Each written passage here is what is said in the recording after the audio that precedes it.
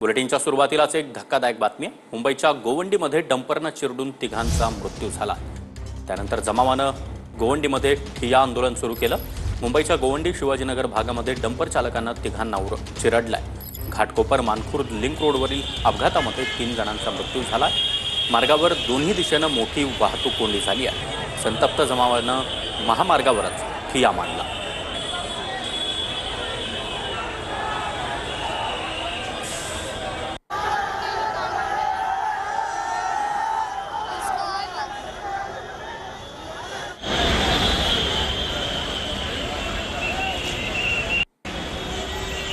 तर गोवंडीमध्ये एका डंपर चालकानं तिघांना चिरडल्यामुळे तिघांचा मृत्यू झालेला आहे। त्यामुळे संतापलेल्या जमावानं महामार्गावरच ठिय्या आंदोलन केलं।